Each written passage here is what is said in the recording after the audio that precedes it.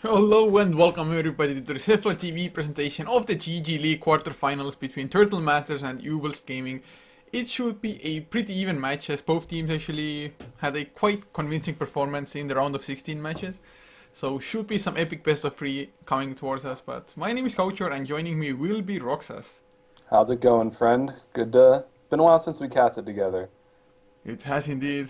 I don't even Yeah, remember when it last happened, but I don't know either, man. It's been that long. It's like might have been 5, 10 years ago, for all I know.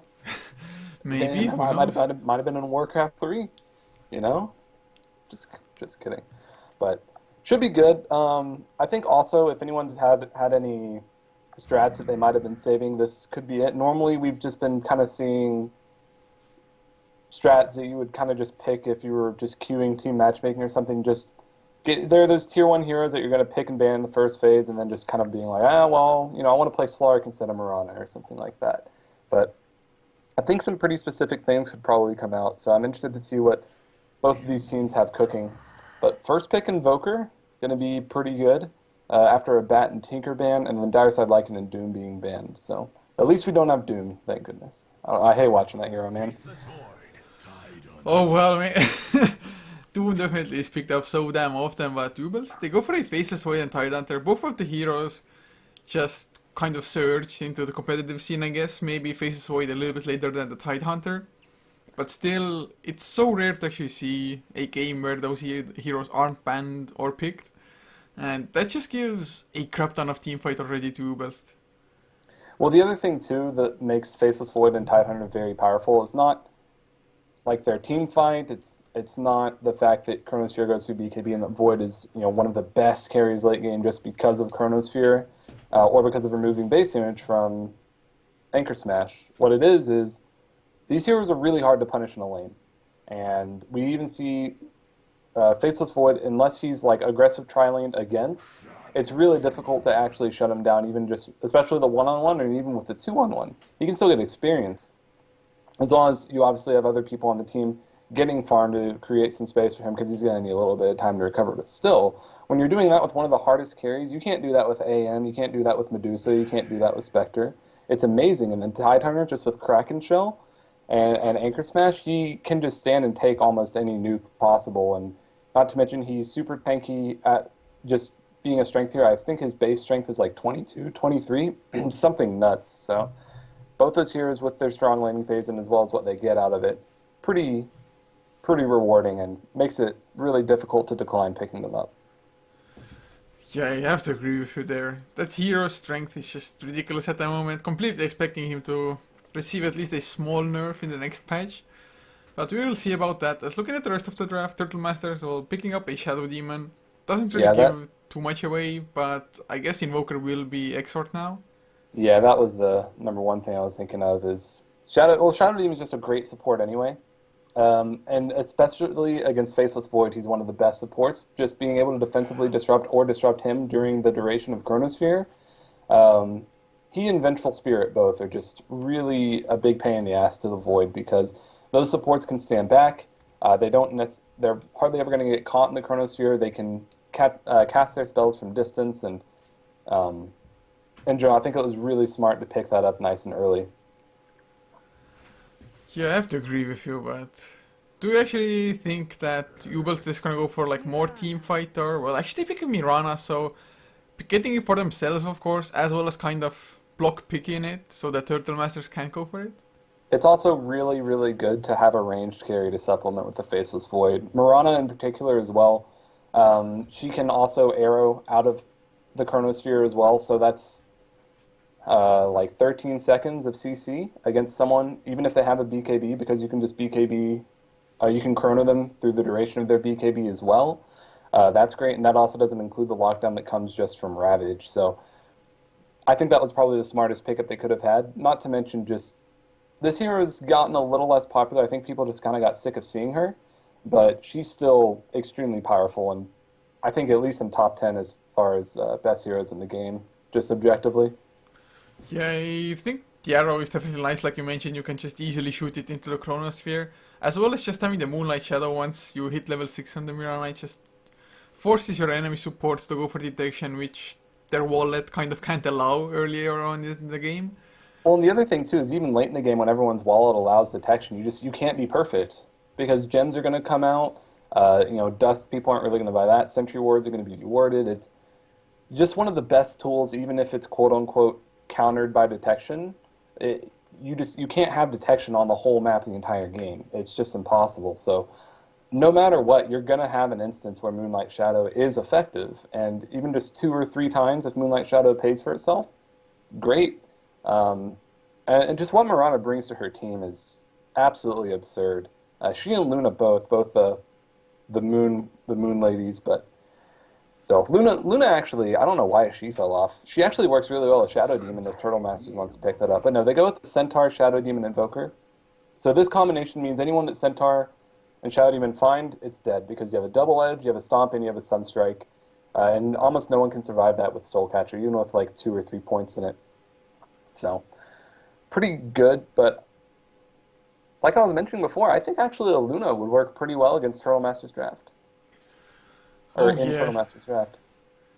I mean, I think why maybe Luna fell off at least at some point was that aggressive Tri-Lanes were ran pretty damn often, and Luna isn't that strong because of her low range, but still, definitely in like pushing style of lineups, it could work quite easily.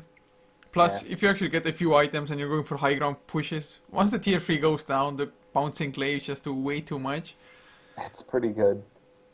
But at the moment, in Turtle Masters, like you mentioned, if they actually catch one hero with the 3 heroes that they have, that hero is probably dead. But then again, Uebelst, I mean, even if they lose one hero in the team fight, they still have a lot of team fight even after that, probably. As they even get a Rubik, wow. The Rubik is great, just because of being, if for nothing else than to steal Stampede, because that's one of the greatest teamfight utilities, and also all of Invoker spells, all of Shadow Demon spells are really good. I guess also Turtle Masters could have picked it up as well against the Tidehunter, so maybe they don't want that going, but this is a pretty common thing that we've seen as well come up against the Faceless Void, is going for a Wraith King carry, which basically just says, yeah, you're going to blow all your teamfight ultimates, you're going to blow Ravage, you're going to blow Chronosphere, you're going to blow, potentially like even a Manta style cooldown on Mirana or something like that. It is that's one teamfight cooldown. And he just trades it all for his ultimate and comes back with full mana and everything like that. So normally just these really big sustain lineups against Faceless Void based lineups tend to work out pretty well. So I think that was a smart pick. I mean, I think I saw it picked up yesterday in the same situation. Just carried Wraith King against Faceless Void and it worked out reasonably well. Plus, of course, now Turtle Masters, they actually have a pretty nice early to mid game lineup as well. Once Centaur gets the Blink Dagger, they can just be on full on aggressive. Especially if the Wraith King goes for a Blink Dagger as well. So they might just not give enough space for the Faceless Void to receive his farm. Yeah, absolutely. But, I mean, Mirana, Tidehunter, they can provide a lot as well. Looks like Turtle Masters actually does think that's a Mirana support, as they do ban out Viper. Viper is one of the heroes that does do very, very well against Invoker in the middle lane, so that would be annoying. Obviously, the slows don't really matter if you have Stampede, so lacking in that regard, but I guess they just really don't want to deal with a Viper. But I think Uebelst, they could go with something like a Visage here. Lena as well, Leshrac, those are all very good in combination with both Rubik and Faceless Void. Plus, those are supports that aren't the squishiest in the world. They're not, Ancient Apparition or anything. It was actually banned, so I thought about it. But those aren't the sort of supports that are going to get bursted down super quickly. Like, they still can, obviously. You don't have too many tanky supports besides, like, Ogre Magi and Jakiro. But those could work out. Actually, Jakiro could work out pretty well as well. Yeah, I started thinking about the Jakiro as well. It's really good. Plus, for Uebelst at least, it would give them some maybe like push. Because Uebelst at the moment, to be honest, they don't have that much damage following into the Chronosphere. So they don't have like that massive wombo combo, I guess. Yeah, with the Ravage it's nice and all, but... I was going to say, their lineup does need a lot of time, as you're mentioning. Yeah, so. And it's the biggest issue, I think. That if you draft like the teamfight heavy lineup, yes, you can win the teamfight, but if you don't have the push to just go for objectives afterwards, plus you don't have any split push going for yourself as well, so the lanes are probably gonna get pushed in towards your side, but well, Shadow Shaman definitely helps out with that. Yeah, absolutely. So that's going to be the push coming out. It is a pretty greedy support. He does need his levels, he does need his farm a bit, and he's very, very squishy. So that's a little bit risky in that regard. However, you know, the disable that Uebelst has is just absolutely absurd. I think combined with like Arrow, Chronosphere, uh, Ravage, and Shadow Shaman himself can disable a hero for like 9 seconds. That's almost like 30 seconds of disable just collectively. Do you actually So think that the Shadow Shaman might be a mid one even? could, but I'm personally not a fan of support Mirana. It's people talk about Windrunner being like really hit or miss because it's like, well, if you don't hit the towers, then or if you don't hit the shackle shots, then you know you're worthless. You could have been a better support. It's like kind of the same for Mirana, especially because she gets her levels so slowly. And yeah, Moonlight Shadow is great, but like that means that you have almost no presence in the early game. Plus, she hits like really, really like she hits like a soft pillow, and that basically means that excuse me, that basically means that she's really bad at zoning out people in lane. But we'll have to see. And last but not least, Turtle Masters do pick up the Leshrac, so a classic Shadow Demon combination. Lots of damage, scales very well into later stages of the game. And also, you can have Edict and Pulse Nova on while you are in Chronosphere, so it's pretty nice stuff. Yeah, this is. I mean, Turtle Masters, they've got some push now with the Edict, as well as just the killing potential of their heroes. And I actually wouldn't mind them going for an aggressive tri lane with a Shadow Demon Wraith King Leshrac at the moment. Yeah, I think that could work out very well. That also puts Centaur in a 1v1 matchup against Tidehunter, which is very favorable for Centaur, I think. I think most 1v1 melee matchups are favorable for Centaur. They are too for Tide, but just the burst of Double Edge is not to be disregarded. But speaking of Turtle, let's go ahead and introduce him. It'll be Sky playing on your Centaur War Runner, Giftig playing on the Wraith King, and it'll be Smolgalig on your Shadow Demon. His partner in crime on the Leshrac will be Miracle, and last but not least, it will be Varnsnack on the Invoker. And for Uebelst on the Radiant side, Edie playing up on the Rubik with Petrico, playing the Tidehunter mid lane, taken up by Gasha's Mirana, with Sky, another Sky I guess, playing the Faceless Void, and Avi to support him on the Shadow Shaman on the top lane. So it looks like they're just going to be running dual lanes. That makes sense. I guess it makes sure that you want to protect, because if you run a tri lane with these two supports that really need their levels, one, it's going to make sure that they don't have the levels that they're going to need to unless they get kills or get pulls off successfully, which is pretty hard against a lineup with so many disables, especially when there's going to be an Exort Invoker throwing Sunstrikes in your lane as well. And not to mention, if one of the melee carries in the Tidehunter or the Faceless Void was just kind of left alone against a tri lane, they would get absolutely nothing. So I think it's pretty smart dual lanes coming out here from Uebelst. Yeah, I think they were kind of maybe expecting an aggressive tri lane to come out as well. So they were hoping for like the Faceless Void plus Shadow Shaman to go up against the Centaur. But now, Turtle, they've gone for a defensive one after all. I guess. Yeah, I think they want to go. They want to have their tri lane against the Faceless Void for sure. Yeah, I think so too. Once they saw the Tidehunter bottom lane, they were like, okay, screw this guys. Back to our safe lane it is. And I guess Faceless Void, he will at least get his levels. Probably not as much farm though. And of course, once the Exort Sunstrikes start to come out as well, everybody's in danger. Yeah, everybody's in danger.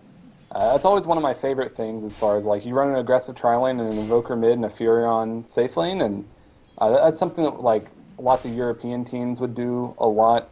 And you have a 5-man presence in your aggressive tri lane. It's really nice. But still, speaking of Invoker, it will be Invoker mid against Mirana. Mirana we don't really see mid that often, but I think that she's going to have a pretty hard time in this matchup. She hasn't even gotten a last hit yet. Yeah, although she even started with the Wraith Band, getting some extra damage from there, the stats as well as just the pure free damage.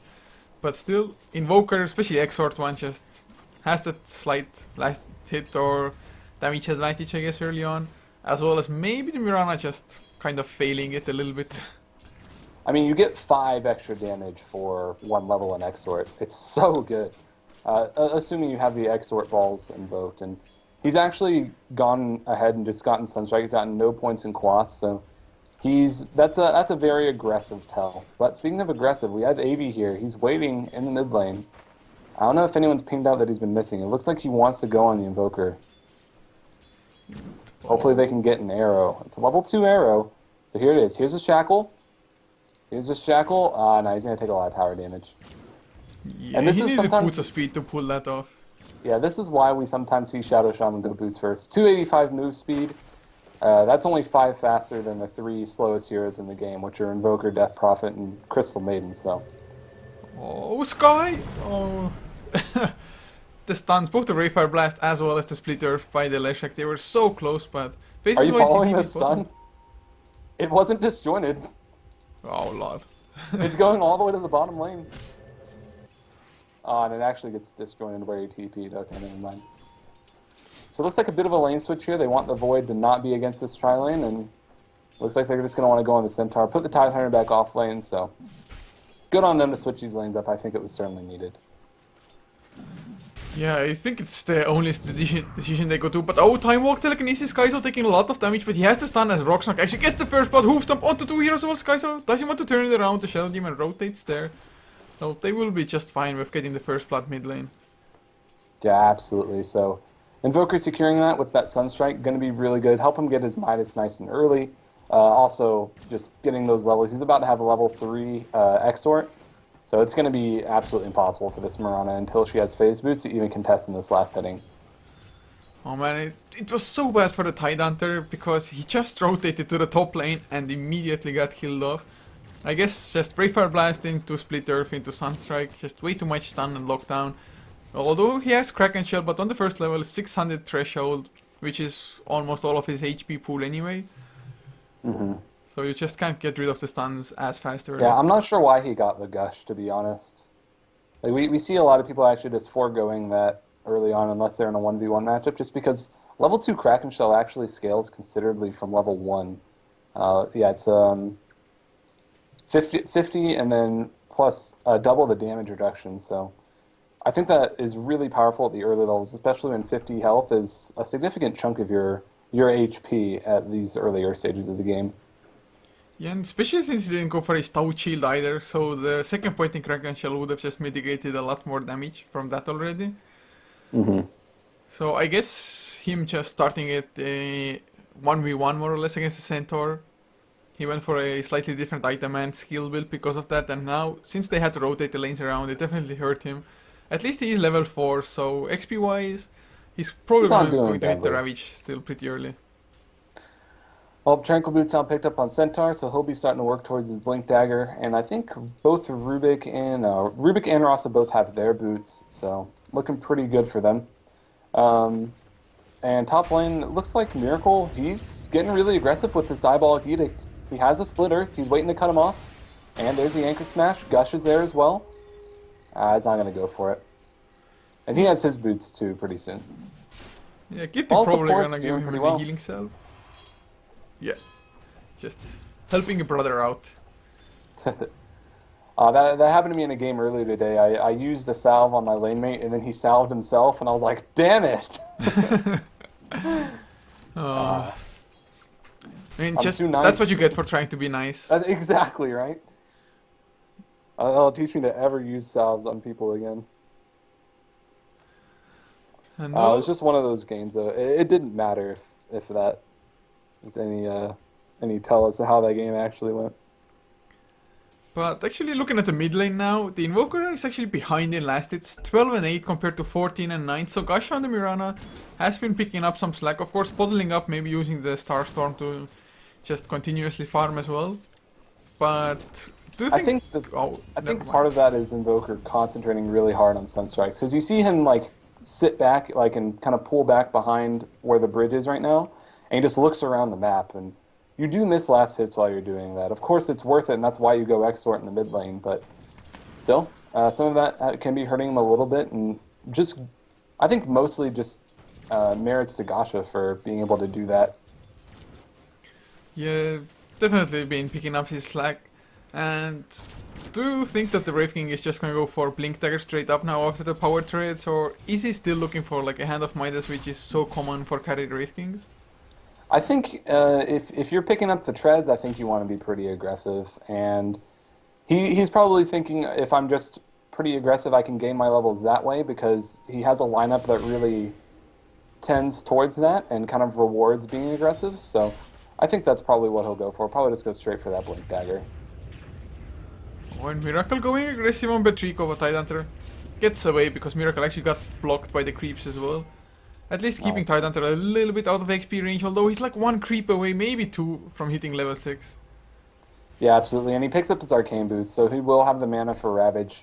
So whenever that time comes, we'll see if he starts rotating or if he wants to try to just kind of use Ravage as his wager to sit in lane and not really be contested. Haste spawns top as well. So Gasha could potentially have an Invis and a Haste here. Oh, Betrico, Brave Blast gets the kill, just got the tail end of that. They just chased him down, and now they have a level 3 Diabolic Edict. The creep wave gonna hit the tower as well. That's gonna be a lot of damage done to the tier 1 now. Yeah, they don't have a catapult, unfortunately, nor do they have a Ring of Basilius, but I actually think I would have held that. At least they force a glyph out, but by the way, bottom lane, looks like Shadow Demon, looks like they'll take care of the Rasta. Oh, Sunstrike! Oh, so close for HP ED. Does make his escape. And now Sky, going for Skyzo and Centaur. Actually might lose that fight, but the Soul Catcher comes out. Time out to slow him down. A nice hoofstomp, but gosh, extra slow, double H. They want to get the counter kill by all means. But now the Ravage comes out. They're gonna get Small Gullig as well. So that was a 3-for-0. That was really, really good. And Mirana, where is she? She actually came down as well. Haste is still top, so she used that Invis in case there was going to be a little bit of cleaning up needed. Gasha was going to come down there, but now he has his Phase Boots. So he's going to be feeling pretty good. Once you have like Phase Boots on Mirana, that's when you feel like you're right click back. Oh, the arrow landed on Skyzo, 4 heroes there. That's going to be another dead Centaur. And now Chronosphere onto Small Gullig. They're just feeding away. The Sunstrike actually lands on Sky, but there's no follow-up damage. The creep wave is also pretty damn nice here. And they might be getting the tower on top of all the kills they got. Yeah, they should. I don't think a glyph should be used here. And that was just a really fortunate turn of events, especially the arrow as well, and having the Chronos here as well. So great teamwork as well. Just everyone really pitched in and didn't stack stuns. And 5 heroes in the bottom lane, they secure a few kills in the tower. And Faceless Void now buys his Hand of Midas. So mission accomplished, boys. That went so well, especially as it was actually the first rotation of the Tidehunter. Getting him 3 kills, or 3 assists rather, as well as 5 kills overall for their team. As well as the tier 1 tower. That was a huge swing, because before this, it was like 3-0. And now suddenly Uebelst. Looking at the graphs, they are actually almost 3000 gold ahead and 1000 XP as well. So Turtle, they started off really strong. But I actually think that maybe the Shadow Demon should have rotated around more, set up more kills. Speaking of which, he's going into the top lane. He has a haste rune. Sunstrike was used as well. There's Ray Fire Blast. Diabolic Edict is there. Oh, but with the Sentry Ward, that last Lightning Storm was able to get him.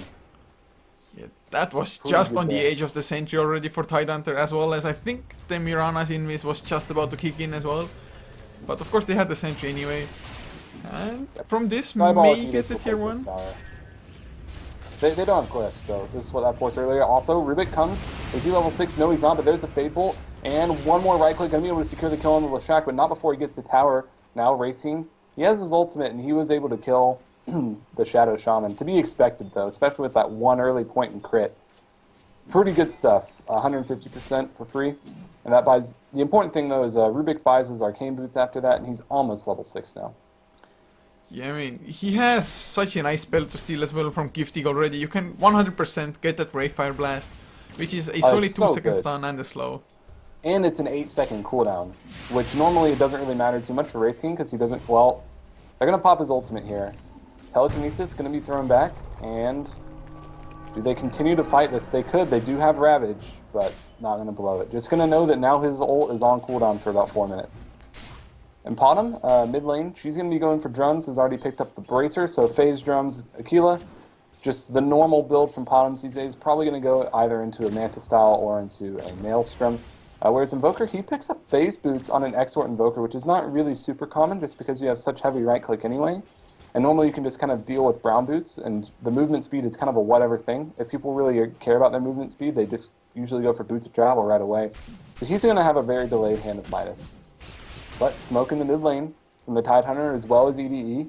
They're going to be coming back, and Telekinesis, Gush, Starstorm, Leap, Arrow, Sunstriking on his own corpse, and Sunstrike now stolen from Rubik. Oh, that's huge. Actually, Rubik already... Oh, never mind. Did he get it on cooldown? Or he used it immediately, I guess. Oh no, that was Rubik's Sunstrike. Okay. Yeah. I also the Sunstrike I think was used bottom to kill off Sky, but now Miracle in a lot of trouble. Already slowed down. Nice defensive but the disruption is there. And the Stampede comes out as well, so they should be safe. And is Chrono going to be committed for this? Nah, just the shackles. Right clicks from Sky. He's going to be able to get that. Did he get any time locks? No, he doesn't. Even though he has 4 points and he got no points in time lock. Talking about praying to RNGesus, but still, Wraith King, he actually didn't go for a Blink Dagger. He actually went straight for a Maelstrom, so I guess he's really just relying on the mobility coming out from the Centaur, both in his own Blink Dagger as well as his Stampede. What do you think about that? Well, it definitely helps him farm as well as clear creep waves faster. But I really would have preferred Blink Dagger, but now, oh, never mind. I was like, oh, Centaur dropping low, but just doing it to himself in the jungle with the double edge. But I'm not too sure if it's just worth it trying to rely on the Centaur as much. Yeah, he's pretty close, only 400 gold away from his Blink Dagger. But the Stampede will still be on cooldown most of the time, and the Wraith King might just get kited around quite easily. So I would have preferred the Blink Dagger, but Maelstrom has its advantages as well. Yeah, absolutely. So, looks like Turtle, they're wanting to get a little bit more active here. Centaur, he almost died, but he almost died to neutrals. But both supports smoked up. Their smoke has been popped, so they know someone's nearby. See the stack. They drop the Observer Ward, but Faceless Void just poker facing right in that jungle next, that camp next to them. Looks like they're going to try to go towards the mid lane, but they've been pinged out by Mirana as they walk by that Observer Ward. So they could reinitiate with Moonlight Shadow here. Yeah, that's what they're going to want to do. So Sky's there as well. Looks like he spots him. Is there going to be a Chrono? He can get a Chrono on 2. Oh no, he accidentally auto-attacks. There's a disruption as well, but the Telekinesis back. Sunstrike is going to be there as well. Rubik does land that Sunstrike. And time walk forward. He skills another point of it real quick. And they're only going to be able to get 1 kill. For everyone rotating, I think that is actually totally fine for Turtle. Yeah, just space created, wasting a couple of TPs. Now Titan actually TPs mid lane. Oh, can you get the Ravage? Never mind, Arrow doesn't hit on the Invoker. As Invoker actually went for a Hand of Midas as well now. Which is rather standard for Exort ones, I guess. Yeah, it's just interesting that he finished phase boots before going for the Midas. It's not your normal thing. Normally you want to go phase boots on a Quas Wex Invoker before you go for a Hand of Midas, just because otherwise your right clicks are not appreciable at all. Plus it synergizes with the move speed, whereas with Exort Invoker it's kind of like, you have bad move speed anyway. You're just going to kind of deal with it. But there's going to be a fight mid lane. Miracle was spotted here. Arrow is going to be there, but Telekinesis is there as well. They're spotted by that Observer Ward sitting right in the mid lane. Gush is going to be there as well, and Edict was stolen. And was it used immediately? Yes, it was. So now Rubik's a little bit out of mana.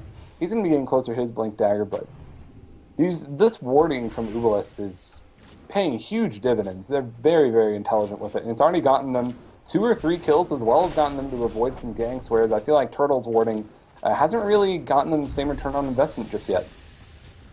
Oh yeah, I mean definitely not. And Uebelst, they're using the Shadow Shaman as well now, getting the Mass Serpent Horse down to get the tier 1 tower, and doesn't look like Turtle wants to do anything at all about this. They're just prioritizing getting the Blink Dagger on Sky's House Centaur before, as well as Giftic just farming up the top lane. Actually now, he should have level 2 Reincarnation, but maybe it was a misclick. Oh never mind, just puts the point into it now. Oh, you thought he went for stats or something?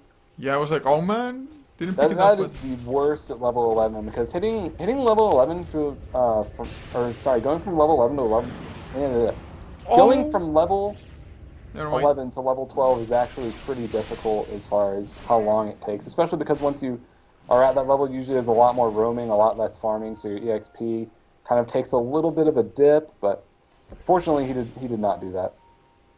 Some dewarding coming out. The ward was about to expire anyway. It still gives Rosca, who's 50 gold, and it looks like they want to re-engage here. But in a 5v5 fight, I certainly would favor Uebelst right now. They use Moonlight Shadow right away. Edict is going to be used, but Lift's going to be on there, and Wraith King does have his ultimate.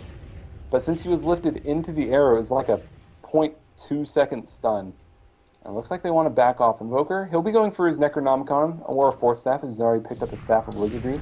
And come in, Chronosphere onto 2. There's Skyzo, he blinks in immediately, but he gets hexed right away, and the Ravage is going to be there. It's going to be hitting on 2. It actually kills the Wraith King, and Centaur pops his ultimate, just kind of runs around until he dies. And Invoker is going to go down as well. Now, after the ultimate, it looks like they're going for the Rotsa. They're going to be able to clean him up with Lightning Storm. Tidehunter died in the middle of everything as well. And Wraithfire Blast is on to EDE. One more right click's going to be able to kill him off. Nah, just a Shadow Poison's all they need. So the turnaround is there, and his mid tower should go down because of it. Arrow's actually going to land. He can get him. You can get him. He doesn't have his ultimate, man. But the Split Earth is there. Gasha a little bit hesitant there, and it costs him. But Sky comes in with the Time Walk and the right click's able to secure the Leshrac, and now the Wraith King, he gets Time Walked as well. But Wraithfire Blast is there. He doesn't backtrack it. Just one more hit. Going to be able to get a double kill right away. He's backtracking a lot of that Shadow Poison damage as well. And he's going to have to back off as he is currently out of mana and health. And that jump in by the Void in the end, just getting 2 kills for himself, is really huge. And of course, a little bit lucky with the time lock, especially onto Gifty, as the Wraith King was just about to back off. As well as, actually I didn't even notice it, but Turtle Day also lost a courier in the middle of the fight somewhere. So, I mean, in the end, I think it was rather even since Turtle got the tier 1 tower down as well. Yeah, and this isn't, like, these lineups aren't clear as far as, okay, well, you have to be ahead to be even because they just had better late game or something like that. I think that both teams really have a lot of late game.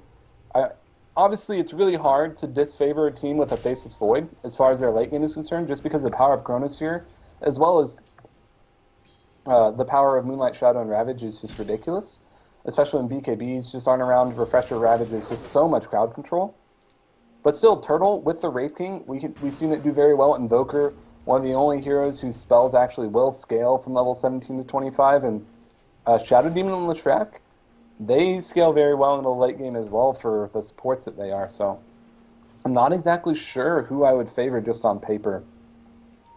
Yeah, it's really hard to tell. It just comes down to who gets the initiation, I think. As well as Gifty actually might fall down, and probably will as well. Slow down, Time Locked Sky gets the easy kill. I mean, having a Mask of Madness with just getting almost endless Time Lock procs because of it.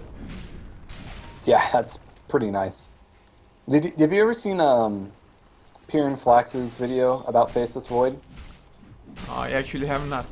It's one of his best ones. Well, we'll hold that thought as there's a bit of an ambush waiting by the side shop. The shopkeeper just kind of sitting there, not even caring. Hand on his hips. We'll see who they go for. The arrow. It's going to be off the mark, though. There's a Hex. Warp Spirit just kind of chilling. Stampede is used, and Stomp was stolen. Going to be used right away, and they're taking a lot of return damage. But 3v1, they're going to be able to get it. Meantime, in the bottom lane, there was a fight as well. Looks like the Tidehunter is the only one to go down there, and they managed to secure the kill on the Leshrac. So I think Faceless Void got the kill on Leshrac before, then TP'd out and left the Tide to die there. What a good friend. Well, still, I mean, getting the tier 1 tower, creating space on 2 multiple lanes at the same time. That buys both their supports, their Blink Daggers. Wow. That is huge. Really good. And that's a Maelstrom for your Mirana as well, so lots of key items coming online, which is usually what happens as soon as all the tier 1 towers fall down. People just kind of have this surge of money. And Wraith King, he's going to be in trouble here. There's going to be the Blink. There's a Telekinesis as well. They're stacking the hell out of all these stuns, but it's not going to matter. There's the ultimate going down. Sunstrike is going to be on to Rasa, and he's going to go down after one right click from Leshrac and Giftig. He's coming in, but Rubik is able to blink out. Mirana picks up her Maelstrom casually from the courier as this is all going on. She only has level 2 leap. She needs to pop a drum charge or something, but Centaur's going to be coming in. Gasha, he's going to die to a double edge. This is all 5 heroes from Turtle up here, and Faceless Void, Rubik, he's going to be able to TP out. And meanwhile, Faceless Void as well as your Tidehunter are just farming it. Man, this is just the strength of a Wraith King. You have that ultimate, you just come back to life and turn it around completely. I mean, he got blown up with the first life completely, but just shrugs it off, reincarnates, and gets 2 kills out of it. Just as Uebelst were looking so good, or well, they still are looking pretty damn strong, although Sky now working towards his PKB on the Faceless Void. So he's just relying on the Mask of Madness as far as damage output goes, just getting the time lock procs. Yeah, well, we kind of see this against, in particular, just teams with a lot of crowd control is just really great. Even if you lack damage, just make sure that you actually are able to survive during the Chronosphere. And every single person on Turtle has a lot of disables, so that BKB is certainly a necessity. It kind of sucks that he has to go for that first, can't go for something like maybe a Maelstrom or anything like that, or maybe even an Aghanim Scepter. But a necessary evil here, and I think that'll work out. But actually, look how scared Turtle are. They have 4 Sentry Wards around their jungle.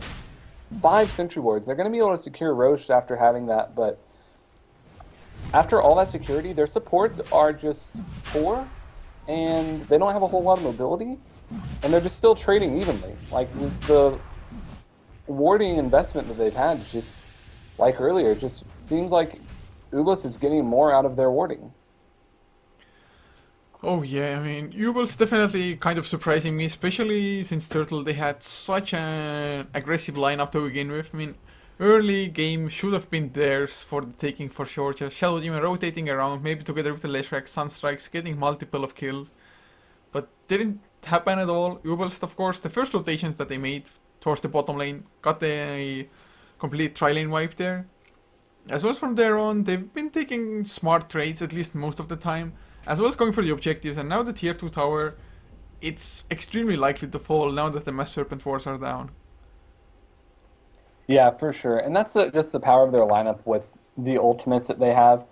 Whereas heroes like the Leshrac Invoker don't necessarily have these big ultimates where it's like, all right, my ult is up, let's go ahead and take a fight. Whereas Mirana, Tidehunter, Faceless Void, and Shadow Shaman all really benefit from just taking a fight with their ultimate up, because they can always secure objectives afterwards, not to mention just it makes the fights infinitely easier. So they're a little bit cooldown dependent, but they've been playing around those cooldowns pretty well.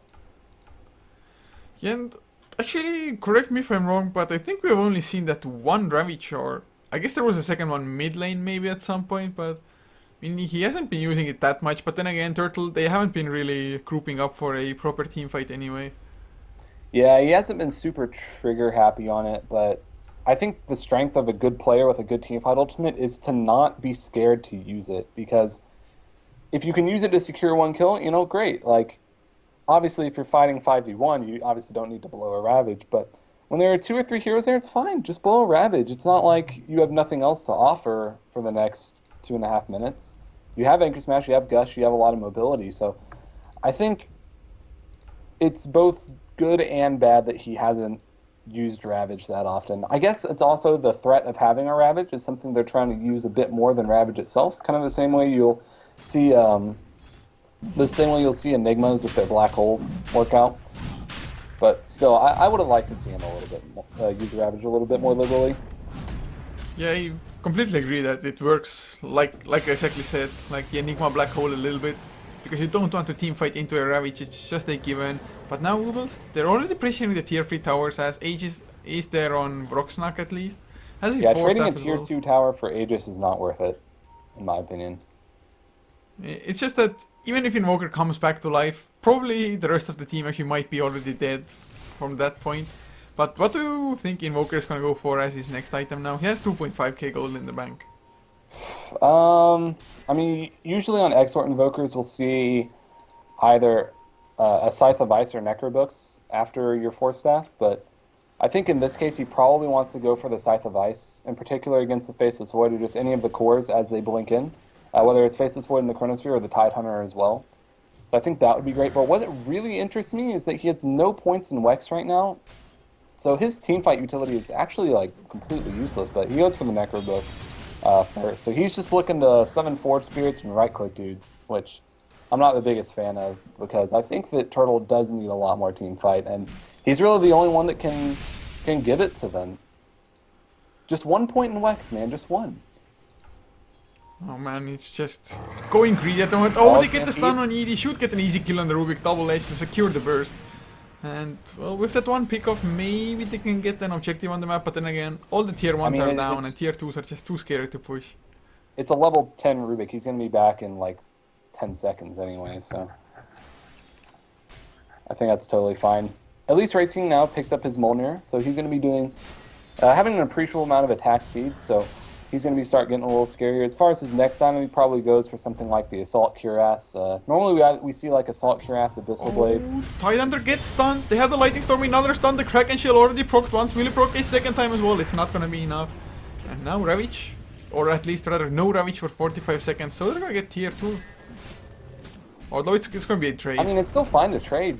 I mean, if you're down 2 heroes and you can get the same objective as them, great. And they have Mass Serpent Wards. They can throw these up on the high ground and at least force the glyph. But looks like they have other minds on Turtle. They're going to push with the Forge Spirits, the Necrobooks, and the Diabolic Edict. But no, they're going to go home. Mass Serpent Ward's been dropped. Glyph is going to be used finally. Giftig. He comes back. He's going to try to farm up these wards really quick. Wraithfire Blast on the Mirana. She disjoints it with the lead. But they're still going to get this tower. Serpent Wards are really good. There's a Hex as well. Sky. He has a Chronosphere if he wants to use it. They get secure the tier 3 tower. In the meantime, in the mid lane, Petrico, he's trying to fight Smolgig as well as the Invoker. And looks like he's not going to win that fight. Sky, he's coming back, but Oshrakbai's back, and they managed to get 2 kills down in the bottom lane. Mirana ulti was used. She leaps into the base and TPs away.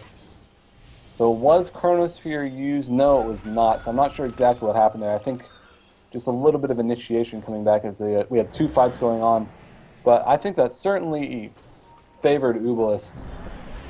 Even though they technically lost some heroes. They forced the glyph as well as got the tier 3 tower for free. Oh, yeah, roll ended on Small Gullik as well. He's so low already. Gush comes up with, a nice force step from the Invoker, getting him over the high ground. No, that disruption killed him though. He wasn't expecting that force staff. Yeah, well, I mean, not the end of the world, although actually he had a killing spree on his head, so Gasha getting 424 gold from it. But Roxnak, he's alive, still has the Aegis as well. And all from the fights, I guess I have to agree that Uebelst kind of won that, although they gave away a lot of kills. They got the tier 3 down, so next time they go, just pop the Serpent Wards again and just get the racks instead of the tier 3. Yeah, absolutely. As long as they can take a fight. And Turtle doesn't want this to happen as they've smoked up. They're moving in towards the mid lane where they know that everyone is still kind of around the Secret Shop and the Ancients. Miracle's leading the way. And there's the blink in. Immediately, AB is going to be blown up as well. EDE, he manages to steal Wraithfire Blast, and that's cute and everything. But are they going to be able to do anything with it? There is this ward as well that's spotted. Well, at the moment, Skyzo actually, he's going alone somewhat. But Turtle, looks like they actually maybe want to go for high ground now. They have Necrobook level 2, as well as they know the Ravage is still on cooldown for some time, 30 seconds to be exact. So they want to take full advantage of this situation, because Chronosphere, will it be enough alone? They have the Wraith King ultimate as well. This is just the power of Wraith King when he hits level 16. You can take a fight every minute pretty fearlessly as well. Alright, come on, use Alacrity.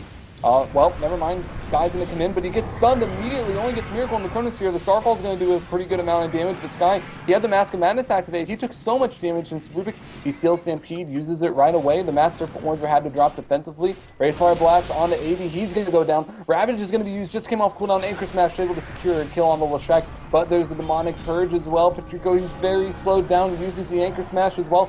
Invoker trying to right-click him, but he can't walk through the ice wall. And Sky's always going to be able to come in. There's going to be a double edge. No, but just right-clicks and be able to secure the kill. Forge Spirit's being summoned, but the Serpent Wards actually do pop the Aegis of the Immortal.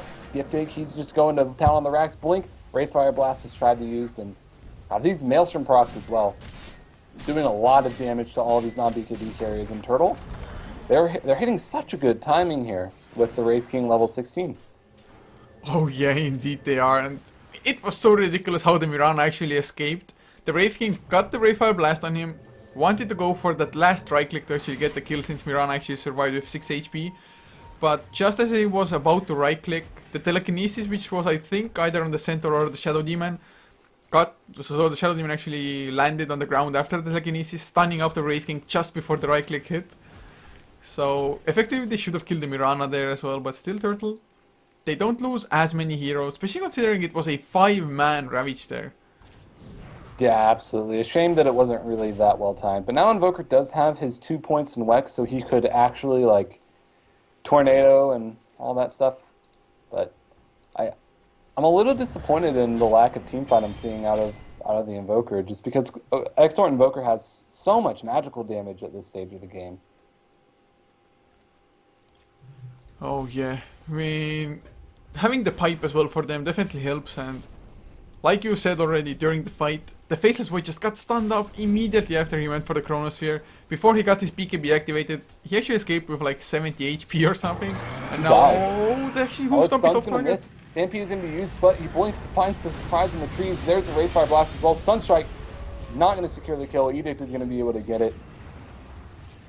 So, everyone else just pieces out from Uebelst as the Tidehunter goes down once again, and he's about 2.5k net worth behind the other offlaners, so I think that's where the biggest difference is coming, whereas the Centaur, he's feeling really reliable and very tanky with his initiations. Oh, well, Skyzo almost able to get Doctor there, but able to get the TP just in time, as Sky as well as AV are pushing up on the top lane. AV, not to mention, he's going for the Aghanim Scepter as well as the Rubik.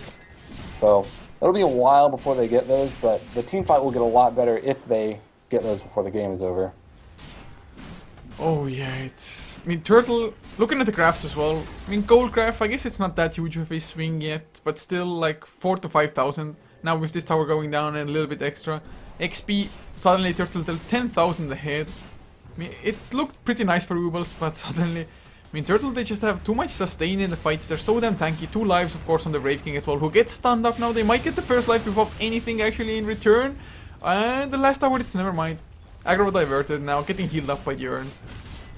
Bjorn's doing like almost nothing because he has so much HP already. He hasn't even gotten any HP items. He's going for the Assault QS, but blinking from Skyzo right away, but he's going to get Telekinesis. There's a Sunstrike as well. The Necro Minion's doing a lot of damage to the Tidehunter, but there's the Meteor as well. Sky, he comes in, he gets the Chronosphere on the 2, actually catches it. Ravage is going to miss the Invoker as well, but just defensive disruption is going to be there. Small Gig, he just drops a Sentry Ward with his dying breath, and Sky, well, he's seen by the Sentry Ward, but he's going to time walk up to the high ground, going to avoid the stop from Skyzo. Gasho throws out the arrow's going to miss, but Giftig, his first life was popped. And looks like they're just going to go ahead and back off, with the only hero going down being the Leshrac as well as the Wraith King ultimate. Me, at least Shadow Shaman got the tier 3 top lane as well as they defend their own racks. So actually Uebelst, I think they got a pretty nice trade from there. Did they actually use any buybacks? No, they didn't, so they averted disaster, at least for the time being. But next fight, it's going to be so much harder now that AC is finished on Giftig on the Wraith King. It makes him that much tankier, and actually this fight, once again, Sky, he time walked into the fight, wanted to go for a straight up Chronosphere, but got Deafening blasted into the face. So just delaying that Chronosphere, delaying the damage output by a little, and even though they just kind of defend, they don't get too much out of it still. Yeah, absolutely, and we see that AV's being the big X factor here. The Serpent Wards are doing a lot, and keep in mind, he's only level 10. Like, what's the EXP per minute for AV right now? It's yeah, he's less than 200 EXP per minute, so he's doing all of this just with level 1 Serpent Wards. As soon as he gets some levels, it'll be a little bit better for Uebelst, and I'm wondering if they're kind of looking to wait for that a little bit, or if they're going to prioritize getting him a little bit more farm, because he really needs it, and he can help a lot more with it. Yeah, especially if he finishes up the Aghanim Scepter, which he is more than halfway through to it. Needs another 1.5k or so. Although then again, with actually most of the towers already down on the map, there's not much global gold going your way. Only the tier 2 as well as tier 3 in the mid lane stand. All the others have already been destroyed, funnily enough. So yeah. Well, Roche is going to be taking classic Dire side advantage. And Invoker does have a level 4 Invoke. He picked up his Blink Dagger as well, so he's going to have a lot more mobility in these team fights to get those combos off. And Leshrac actually picks up the Aegis of the Immortal. I wonder if that was a troll thing, because Invoker sold his TP scroll right before Roche died. Oh, Leshrac. I mean, to be honest, Leshrac has a lot to offer with just double the mana pool as well as double the lives. I mean, Leshrac is a very good hero. He's like a Storm Spirit so a much little bit. magic damage. God, so many Maelstroms in this game. I think that's the third Mjolnir now that Faceless Void just picked up. So yeah, now we have 3 Mjolnirs in the game, 6 Blink Daggers, Holy crap. you know. It's good stuff, but it looks like everyone wants to kind of congregate in the top lane. And Moonlight Shadow was used, but there is a defensive Sentry Ward on the plateau. God, look at how many freaking Sentry Wards has Shadow Demon got in this game? Just look at them all over the map. And remember, he had like the 4 of them in his jungle at one point. He has another one here. He had Mosin by Roche as well, and then they're awarded in the mid lane. He must have dropped at least like 12 to 14, and yeah, the Centaur's like, okay, I'll buy a gem. Yeah, Stop wasting that's all the exactly money what I on- wanted to say as well. Is like at some point you have to invest into the gem because just buying the sentries non-stop. Oh man, and actually Centaur just such a If you great drop target for it as well sentries, because he has the pipe, has the Heaven's Halberd. He's likely to just survive everything. well, the other thing is if you buy 9 sentries, you bought a gem. Like, just gonna throw that out there. And Shadow Demon is gonna be able to pick it up. Stampede gonna be used bottom lane. Sunstrike gonna be able to secure the kill on Gasha. Didn't stand a chance. And now it looks like they want to drop snakes onto the top lane. AV is finally level 11, so finally has a level 2 Serpent Wards. They're going to do 60 damage per attack. And there is a glyph, so they might want to force a glyph out. But middle lane does need to be defended. Rangetrax almost goes down. EDE is going to TP back there. And right now it feels like Uebelst is just getting a little outmaneuvered. Turtle being really smart with their movements. Oh yeah, they've been playing so nicely, pushing out most of the lanes as well. Just using that to their advantage. Low Sky now pushing out the bottom lane at least, which of course doesn't have the tier 3 tower, but Miracle is already in the base, going for the range tracks, only 55 HP left.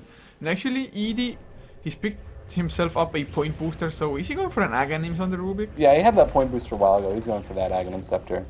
Eh, But Diabolic Edict going to be able to secure the range racks. Necro minions here as well. They're just right-clicking this melee racks.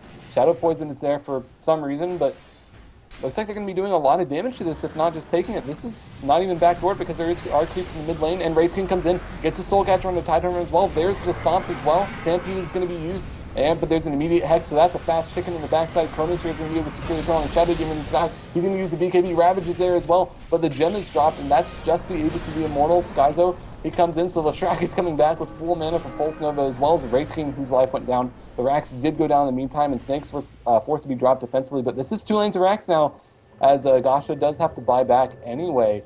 So huge, huge win for Turtle just there. oh yeah, huge, just begins describing it. They might get an arrow though, gifting never mind, does dodge it. So, did they really only lose the Shadow Demon from there? Actually, Miracle might lose his life as well. He didn't have a TP, so he's like, okay guys, I'm just gonna be the bait here. You guys run away. Sunstrike does a It's decent split amount of between damage. 4, so looks like they are chasing, but I mean, you got Mega Creeps hitting on your tier 4s, so I don't know how much I advise that. Oh well, what do you actually think Uebelst can do to try to just stage a comeback of sorts? I think they probably have to just get Boots of Travel on Shadow Shaman and hope that he can backdoor something, to be honest, because just being 2 lanes down against Mega Creeps is just really, really difficult, especially when a team has comparable late game to you. Invoker's going to have a Hex soon as well, so they can do things like the amount of disable they have is just absolutely absurd. If you don't have the BKB, they can just disable and go for your Rex. Speaking of disable, there's going to be a stomp on a Gasha double edge there as well. Wraithfire Blast comes in, but Chrono is only going to be hitting on 2. Actually 3 as Centaur walks into it. Shackle's going to be there on the Invoker, and he's going to go down as well. So that's a 2 heroes down right away, but the buyback coming in. AV is down, and the Wraith King, he's not going to go. Now he finally goes down to the arrow as well as the catapult. But that's just his second life, and they have to TP back to defend their base, man. These long, drawn-out fights, there's so much to stand on Turtle, and that's the combo I've been looking for. The Tornado, Meteor, and Deafening Blast, able to pretty much one-shot that Rubik. Yeah, but still, all things considered, actually, it was a pretty nice fight for Uebelst. Although, like you said, they have to just TP back in defender base. That's just the power of being a couple of sets of racks ahead. And they actually forced the buyback on Vroxnak as well. And now Aghanim Scepter finished on the Shadow Shaman. Thankfully, he did not die. So, might still be going for the Boots of Travels if he finds the gold for it, though. That's so important, though, is... If you just think about it, Aghanim Scepter wards, that's 600 damage a shot. That's 2 Divine Rapiers if they all hit on one target. Obviously, before armor reduction. The AC is going to be helping out a lot as well.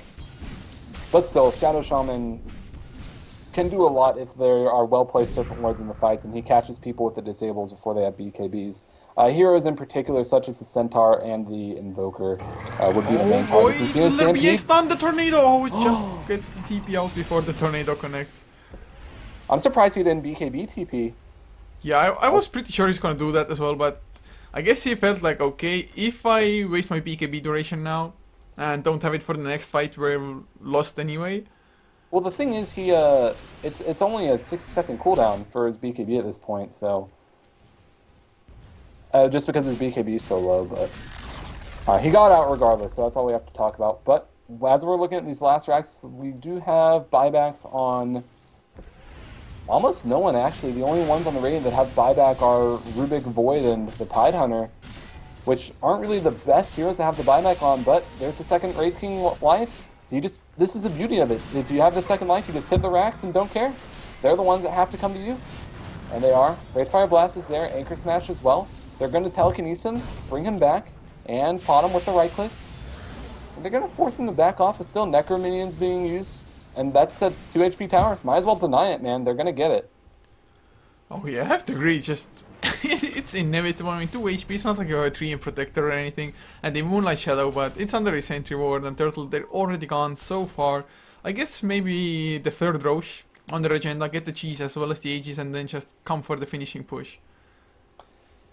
Yeah, absolutely. Uebelst doesn't really have a whole lot of options at this point. Just the Tidehunter is also, I think, just proven to be really ineffective. Like, it's a great pick in theory, but just no one on Turtle cares because they got the pipe nice and early. They all have a relatively high amount of HP pools as well. Shadow Demon, I mean, yeah, he's been dying a lot, but he's still been staying really far back. Hasn't really been caught by the Ravage too much in the Leshrac. I mean, he has a BKB. He feels totally fine. So Invoker now picks up the Hex, Centaur picks up the Smoke, so they're going to be looking to get the finishing pick here and go ahead and try to force Mega Creeps in this game. I mean, it's not like they have anything stopping them either, and I have to agree that the Tidehunter's presence just hasn't been felt that much. Yes, Uebelst, at some point they were just going for tower after tower, where Turtle just couldn't react. But Turtle, they just waited it out smartly, farmed wherever they could, as well as just got that few extra items, and started taking a couple of nice fights and completely snowballing from there. And now, with the next set of items, like the Hex, finished on Rocksnack, like you mentioned, it's just probably going to be impossible for Uebelst to take a fight, especially since Leshrac has a BKB of his own. Yep. Heroes are going to fight here. They're both smoked up as 5, going towards Roche. Smoke is revealed, and the blink in going to be right away. Stampede's going to be used as well. Stomp's going to be used as well, and then Brockstein, he gets a lot. Sky gets tuned in the Chronosphere though, and he's going to be able to clean them up right away. Ravage is going to be used as well, so both supports are dead right away before they can get their BKBs. Sky, he's doing a lot of damage. This is working out incredibly well for Turtle. Skyzo, he's going to go down. The Serpent Ward's doing so much damage. They're going to be able to clean up the Centaur Warrunner. The arrow is finally going to hit as well, and that's the Wraith King second life. That's a full 5-man wipe. Are you kidding me, man? Their throne. But that was just, oh, wow, what a miracle fight. Everyone had to fight under the Serpent Wards, the Aghanim's Wards as well. The Ravage hit a lot of people. It didn't overlap with the Chronosphere, and Void, he's going to go solo the Roche, and Gasha did a lot of damage with those Molnir procs by putting it on the Faceless Void. Wow. Man, he already has the Daedalus finished as well, plus the 2.3k gold on top of that. I mean, this Faceless Void, he actually did a lot of damage, plus of course getting the Chronosphere on the Leshrac, so he couldn't do anything at all, couldn't pop his BKB, was just dead before that, as well as, like you said, those mass Serpent Wards with the Aghanim Scepter, is just so much damage output, 110 damage per Serpent Ward, so it's like 1.1k physical damage with only one right click of each Serpent Ward, or if they attack together, that is. Yeah, that's like 4 Divine Rapiers. Like, it's so good. I always try to like compare things to like the damage of a Divine Rapier, just because that kind of puts things into a lot of context. Like for example, with Templar Assassin, whenever she has level 4 Refraction and level 4 Meld, level 10, like the first Meld hit with Refraction is 280 damage extra, which is a Divine Rapier. So it's really nice to put things in context like that. So they do have an Aegis now, as well as the cheese on the bottom. So they use a Drum Charge as well to take the tier 2 tower mid, but still. There are naked racks in both side lanes, but Rasta, he's getting pretty close to those boosts of travel. I think in the next fight, they should just have him backdoor. Oh man, look at the graphs! XP graph used to be 10,000, almost 11 for Turtle, suddenly 4k in the favor of Uebelst, and gold graph absolutely it's at zero. Oh, this game, I mean, at one point it was like Uebelst looking pretty good, then Turtle had a commanding lead, they just had all the momentum going for them. And one team fight to change it all. There was a good joke in Twitch chat. It just said, "Did Turtle?" and just lots of dots. Turtle? So simple, yet so effective. Magic Stick in the bottom lane gets denied by Mirana. I don't know what. Do you do that too when you see like an enemy that dropped items for like a gem or something? Do you pick it up as like a trophy, or do you just deny it out of spite? Man, pick it up, of course. Trophy. Oh man, I always just am like, man, screw your branch. Well, Erase from the plane of existence. I'm just like, oh, item, need item, because I'm the support player. Like, Oh, okay. 90% of the time, I Oh, want yeah. any items, even if I can't use them. Items, please. It looks nice. Like you pick up a Battle Fury. Like there was one game where I was playing a Crystal Maiden and we had a 7-slotted anti-mage. He was about to pick up Aegis. I'm like, hey Eric, I'll hold your Battle Fury for you, and I got to end the game with a Battle Fury. Oh, small but garlic, 2 he hits. gets 2-shotted, gets time locked, and then he gets critted right away.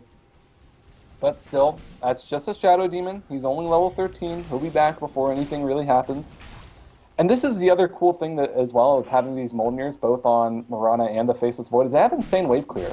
So being able to keep these lanes pushed out, they've been doing a great job at it as well. Not to mention the Ether Shock on a very low cooldown. Rasa does have the mana pool to really sustain that. And now he has his Boots of Travel. So Tide, he has the Refresher as well. This is looking pretty scary. I think Turtle, like, I still give them an advantage. I think it all comes down to the Chronosphere, though. As long as Sky is able to get the Invoker, like, at least 2 heroes in the Chronosphere, minus a Shadow Demon, I don't think he's that important. As long as he gets either, like, 2 of the 3, the Centaur, the Invoker, or the Leshrac in the Chronosphere, I think it's a one fight, because he focuses him down really well. Not to mention, the extra damage and the time lock and the crit as well in the Chronosphere is really good, and he's got a lot of money, too. He can buy back, he can Boots of Travel, he can buy another damage item, he can buy... Hopefully, I think he should buy an Assault Cuirass for his team. They're certainly lacking in that armor department. Or he could go for that Butterfly. We'll have to see. But he has a lot of room to grow, whereas Turtle don't have a whole lot more. And Centaur, he's going to be spotted to your Sky. Immediately backtracks a double edge, though. There's a pipe going to be used. The Tornado's going to catch on them, but there's the Ravage. Refresher's there as well. Master Serpent Wards. Where's the Ravage again? He needs the mana. He doesn't have the mana for it, but there's a Chronosphere going to be catching on too, but he gets Hex right away. He's a really fast little pig in the Chronosphere. Tide. He gets a second Ravage off. Time Walk is there as well. He's going to get the Invoker as well. Skyzo, he's going to go down. Wraith King comes up with the second life, pops his BKB. He's going to be trying to go in town. There's a buyback from the Invoker. Centaur is so low. Sky, he's getting killed by these Necro Creeps. He backtracks a lot of damage as well, but he's doing a ring around the Rosie. He better not kill that Necro Minion. He does. Pops his Aegis as well. But now he and Shadow Shaman are alone. Shadow Shaman actually TP's back to base. He's Sky. Is he going to go down? Yes, he will. The buyback on the Invoker and the Centaur with that Reaver and the Halberd and the Pipe. Proving 2 tanky, 3k HP. And they're going to be able to secure that. Shadow Shaman, the lone defender here, and he does not have his Serpent Wards. This is looking very, very precarious now. Who has buyback? He was the only one. No more No one has buybacks. buyback. They can just throw this. Sky does well. He doesn't have Chronosphere though. Okay, I think. Okay, this isn't so bad. Never mind. If you're Sky here, what do you buy next as well? Do you go for the Aghanim Scepter? I'm not too sure how much the Aghanim Scepter will even help you at this point now. Since, well, I guess it's nice having a 60-second one, but it's 80 seconds, so it's not that big of a difference. So actually he's going for a Butterfly. At least has the Eagle Song for it. And I think that's a pretty smart choice, because there's no Monkey King bars in sight for Turtle. Although Giftig almost has enough gold for it if he just wants to go for one. I mean, the Hex is problematic anyway. I think he just needs to tank up. This might be one of those games where you just go Heart on the Faceless Void. Because if he's proven that he has a lot of damage. If he can just sustain, he can out-damage everyone on the side of Turtle. Wraith King, he hasn't gotten a Heart. He's not super tanky as well. He hasn't gotten damage items. So he has a long way to go before he can even compete with the Faceless Void as far as damage. And it looks like he will actually go for that Butterfly.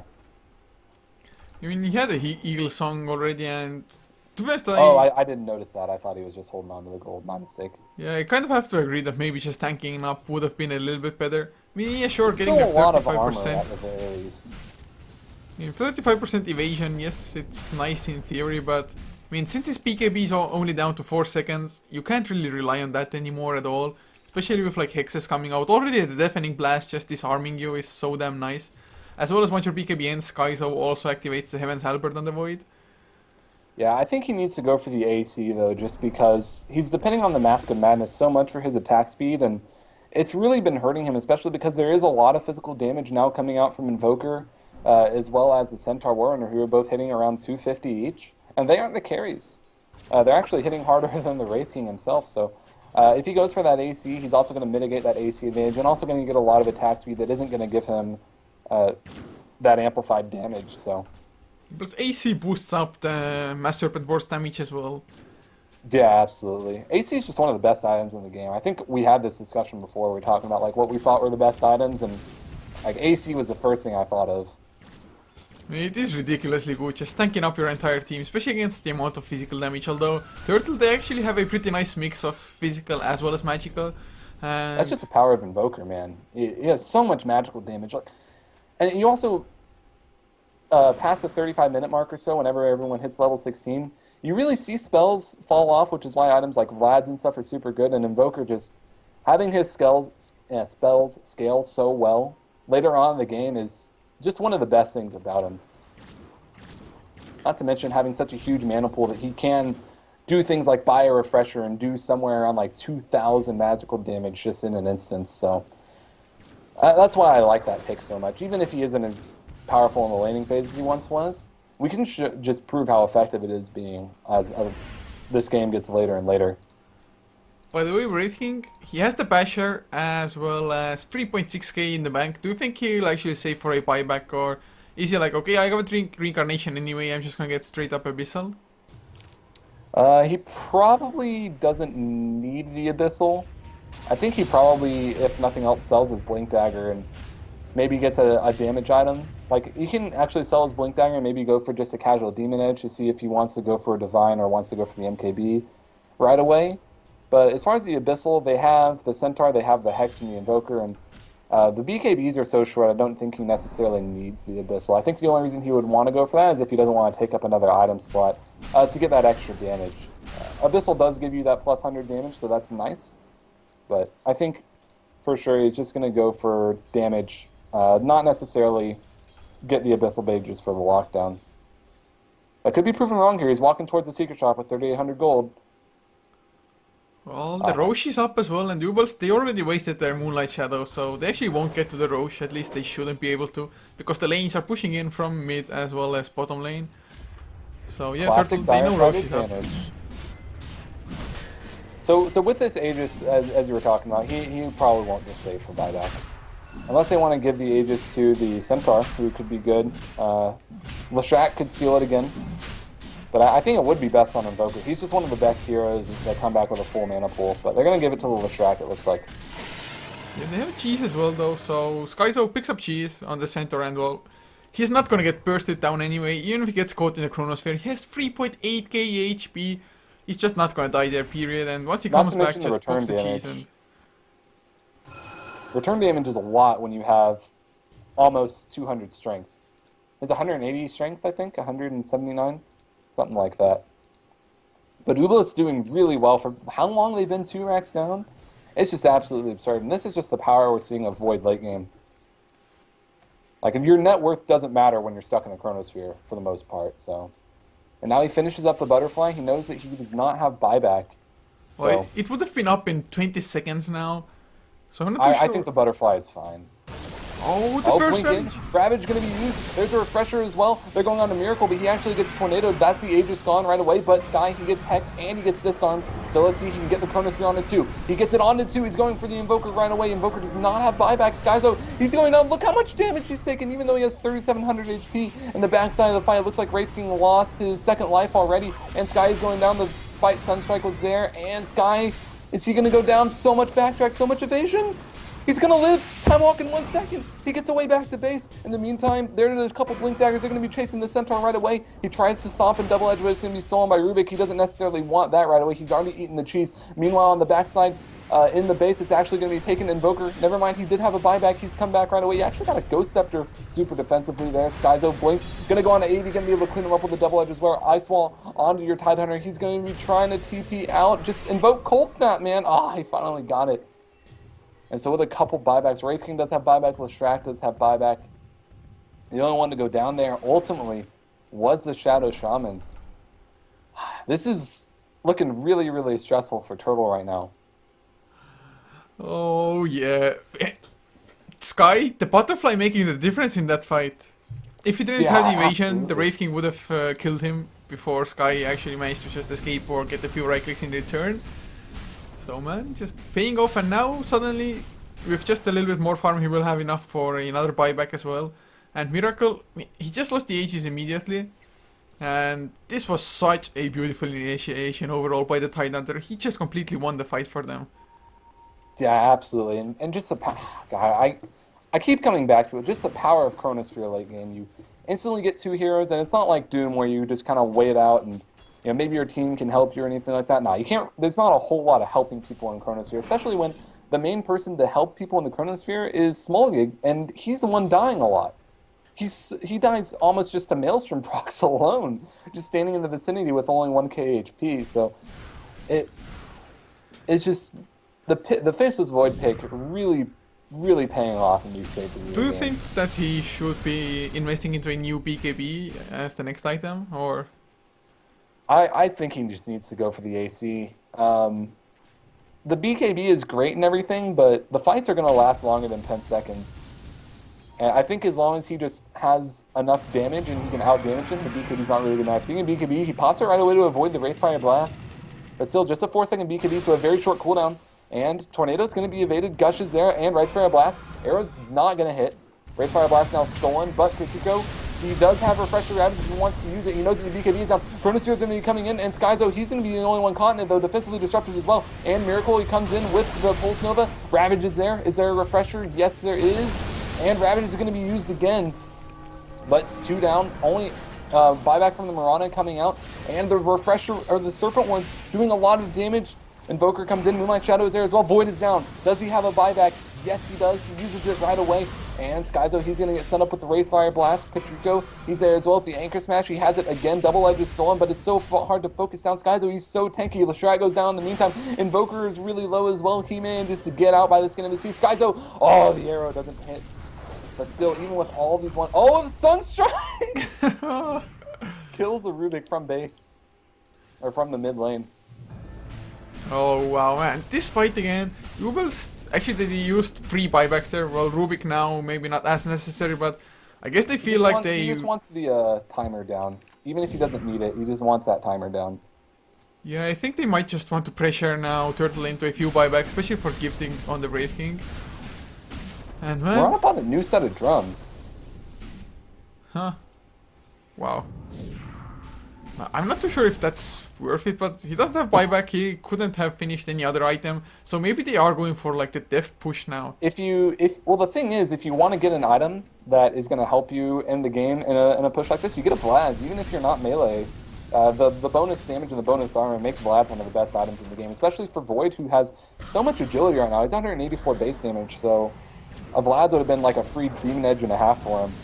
But Glyph going to be used. Tornado going to stall out a bit as well. Necro Minion's going to be popped as well. Skyzo, he's back. Who has a buyback? Void just nailing on the tower. Disruption is there as well. Arrow going to be hitting on Smallgig. He's going to go down right away like always. But the Invoker comes in doing so much damage with the Meteor and the Deafening Blast as well. Pulse Nova coming in doing a lot as well. But Leshrac burning through his mana pool pretty quickly. Ghost Scepter going to be used. Moonlight Shadow going to be used as well. EDE, he gets dusted right away. He does not have a buyback. Not the most significant as he's only down for 80 seconds though. And Glyph forced. Serpent Ward's forced as well. I think this might be GG now. I mean, 100 seconds, no Faceless Void. Turtle, they can just easily win any fights now. Especially with the Mass Serpent Wards being down as well, because the Mass Serpent Wards... Oh man. This combo by the Invoker just completely blew up the Faceless Void. Yeah, they call it, they know it's gonna happen. So EDE calls it a good game. Oh man, what a game this was. Wow. 56 minutes, so much back and forth. Oh. I don't know what they could have done better. Think about that game. There's so much more that they could have done if they just weren't 2 racks down. They won so many good fights, and just those initial fights around the 30-minute mark ended up costing them, because if their lanes hadn't have been pushed, if they would have had the time, I think Turtle would have lost that game if they didn't secure that advantage early on. Yeah, I completely agree with you there. They just completely shifted gears in the mid game, got that small advantage, threw it away at some point, but by that time it was a little bit too late. Just because the center, for one, he could tank it up forever in the front lines, Wraith King having 2 lives as well, plus of course them having the dire side advantage to Roshan Pit as well. Oh man, what a great game, but this is a best of 3, so it was only game number 1, still game number 2 to come at least. If Uebelst can win this, we're gonna see a 3rd game of course, but Thank you everybody so much for tuning in and watching. Hopefully you enjoyed, and if you did, be sure to follow this channel as well as Heflatv1 and Heflamok, all the channels, or at least all the English channels for Heflatv. Well, let's quit the plugs as we got to get quite quickly in the game too. We'll be back in just a couple of minutes. Don't go anywhere. Thanks for watching. We'll be right back.